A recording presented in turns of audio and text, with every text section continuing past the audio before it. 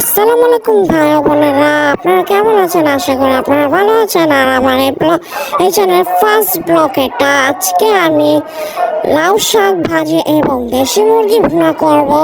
এই সব রেসিপিগুলো আপনাদের সাথে আজকে আমি শেয়ার করব। একটি পাত্রে আমরা লাউ শাকগুলো দিয়ে লবণ, পরিমাণ মতো লবণ দিয়ে দিব। পরে ঢাকনাটা দিয়ে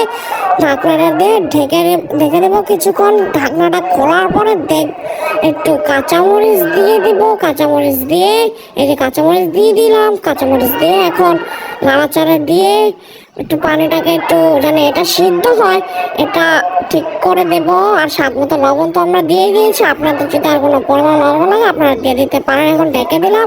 ঢাকার পরে এখন ঢাকনা উঠিয়ে এখন আমরা আবার নাড়াচাড়া দিয়ে দেখবো এখন লাউ ভাজিটা লাউ শাকটা কি সিদ্ধ হয়েছে কিনা। সিদ্ধ হয়ে থাকলে আবার কিছুক্ষণের জন্য ঢেকে দিয়ে আমরা আর একটু সিদ্ধ হতে দেব।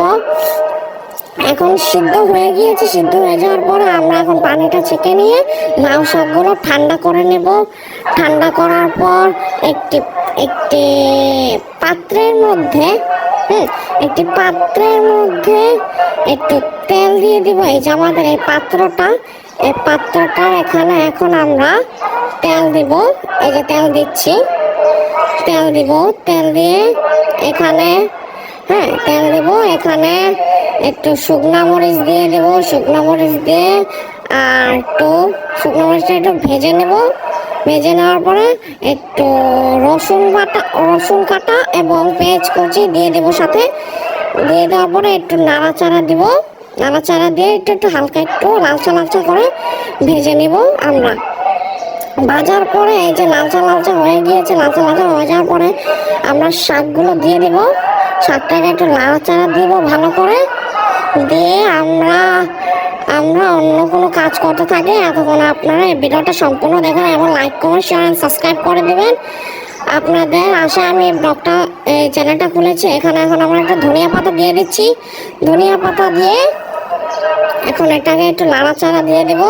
সুন্দরভাবে নাড়া দিয়ে দেবো যেন পুরাটা ধনিয়া পাতাটার সাথে শাকটা যেন পুরো মিলে যায়। যেন স্বাদটা আরও বাড়ে। ধনিয়া পাতা কিন্তু মানুষ স্বাদের জন্যই দেয়। এখন আপনাদের কাছে এই রেসিপিটা কেমন লেগেছে আপনারা আমাদের বলবেন। আর এই যে আমার আম্মু মুরগি আগের থেকেই মেখে রেখেছে। এখন একটি ফ্রাই প্যানে তেল দিয়ে দিবে। তেল দিয়ে তেলটাকে একটু গরম করে নিবে। এই যে তেল দিলেও গরম করবে। আমি তার ছেলে, এখন আমি তার ব্লক করে দিচ্ছি।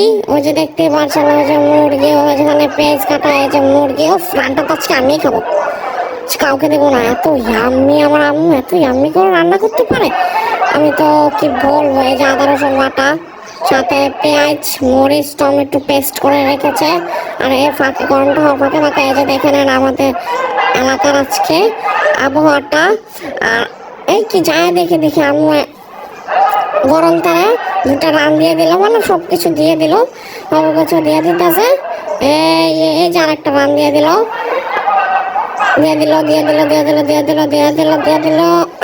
সব দিয়ে লেগেছে। সবই দিয়ে ফেলছে। এখন সুন্দরভাবে হালকা একটু লালচা করে ভেজে নেব আমরা।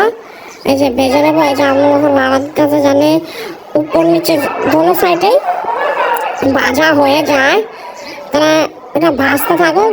আমরা অন্য কিছু এই যে ভাজা হয়ে গিয়েছে। এখন এই যে দেখতে পাচ্ছেন এই একটা প্লেটটা, এটা কিন্তু আমি পুরস্কার পেয়েছি স্কুল থেকে। আর এখানে আমার আম্মু মাংস ভাজাগুলো রেখে দিয়েছেন, মানে উঠিয়ে রাখছেন যেন ওদেরকে সুবিধা হয় রান্নার সময়। আমার প্রচন্ড ঠান্ডা লাগছে, এটা ফার্স্ট টাইম। আমিও কথা বলতে অনেক নার্ভাস লাগতেছে। আর একটি পাত্রের ভিতরে আম্মু গরম তেল দিয়ে এলাচি দারচিনি আর তেজপাতা দিয়ে একটু ভেজে নিল। ভেজে নিয়ে একটু পেস্ট দিয়ে দিল একটু নাড়া। এখন পেস্টগুলো দিয়ে এখন নাড়াচাড়া দিবে একটু। এই যে নাড়াটা আছে মানে পেঁয়াজ আর মশলা আমরা জানি একটু ভালো করে লালচা হয়ে যায়। আর একটু আদা রসুন বাটা দিয়ে দিচ্ছে 2 চামচ, 3 টেবিল চামচ দিল। দিয়ে একটু হালকা একটু মেখে নেবে, মেখে নেবে না মনে হয়। এখন একটু 2 টেবিল চামচ মানে পুরোটাই দিয়ে দিয়েছে হলুদ দিয়ে এখন একটু শুকনো মরিচ বাটা দিয়ে দিবে, কারণ আমরা আজকে বাটা খাই। আর আজকে রান্নাটা পুরোটা বাটা দিয়ে হয়েছে, সব কিছু বাটা, আর কিছু গোটা মশলা আছে, আর একটু জিরা নাই কি জানি দিচ্ছি, ঠিক বলতে পারছি না আমি। এখন এটা ভালো করে একটু মেখে নেবে, মেখে টমেটো, পেঁয়াজ এবং কাঁচামরিচ একটা আলু ব্লেন্ডার করে নিয়েছিল, মানে পেস্ট করে নিয়েছিল, এখন পেস্টটা ঢেলে দেবে। আর এটা ভালো মতো আগে নাড়াচাড়া দিয়ে ঠিক করে নিয়ে এখন ইয়ে করে দিচ্ছে, কি বলে মানে মিক্স করে নিয়ে এই যে এখন পুরোটা দিয়ে দিচ্ছে। আপনারা পুরো এক বাটে দিতে হবে, কেননা স্বাদটা ভালো হতে হলে অনেক কিছু দেওয়া লাগে। সুন্দরভাবে এটাকে ইয়ে করে দিলে এখন স্বাদ মতো লবণ দিয়ে দেবেন। আপনারা যতটুকু পরিমাণ লবণ খান সেই পরিমাণে লবণ দিয়ে আপনার রেসিপিটা রান্না করতে পারবেন। এখন এই যে মিক্স করে নিচ্ছে, মিক্স করার পরে কিন্তু মাংসটা দেবে। এখন একটু ভালো মতো মিক্স হোক, এর জন্য আমরা ঢাকনাটা দিয়ে দিল। এই যে ঢাকনাটা খুলে দেখতেছে পুরো দিয়ে ভালো মতো মিশ্রণটা মিক্স হয়ে গিয়েছে। এখন এই যে মাংসগুলো দিয়ে দিবে, এই যে মাংসগুলো দিয়ে দিচ্ছে। আর আমার আনগুলো রে মুরগির মনে বলতে যায়, হ্যাঁ রে কেমনে যে আমার বাঁচতে যায় ওখানে পাইলে মারলাম আমি। এখন এটা সুন্দরভাবে একটু নাড়া দিয়ে দিবে, এই যে নাড়া দিতেছে যেন পুরো মাংসের ভিতরে যেন মশলাটা ঢুকে যায়, তাই আম্মু এরকম নাড়া দিয়ে এসে। এটা কিন্তু সব মানুষটাই করে, এটা স্বাভাবিক ব্যাপার। অন্য কোনো মানুষ মনে করেন দিয়ে দিল, যদি রাইখে হয়ে গেল, কিন্তু না, এটা কিন্তু পুরোটা মাখা লাগে, না মাখলে কিন্তু হবে না। একটু সিদ্ধ করার জন্য মানে মাংসটা তৈরি হওয়ার জন্য ঢেকে দিল। আর এই যে দেখতে পাচ্ছেন এই যে প্লেট, এটা কিন্তু আমার স্কুল থেকে প্রায় দেওয়া। আর এই যে রান্না করা, ওফ কি সুন্দর গন্ধ, আপনারা তো গন্ধ পাচ্ছেন না, দেখতে বোঝা যাচ্ছে কি মজা হবে। আপনারা বলেন কি মজা যে হবে, ওফ আমার তো জিভে চলে এসে পড়েছে। আর আবার চুলাটা দিয়ে দিল, মানে ঢাকনা দিয়ে ঢেকে দিল। আর এই যে দেখেন আমাদের এখানে বারান্দা বলে মানে পাকঘরের জানালাটা, এই যে ঢাকনাটা। এখন আবার ঢাকনাটা খুলে দেখি, আস্তে কাঁচামরিচ দিয়ে দিল, ওফ কি মজা লাগবে যে আজকে খেতে না। আর আমি যে এইভাবে কথা বলছি আপনারা ভাবেন না আমি হিন্দু, আমি কিন্তু মুসলমান একজন।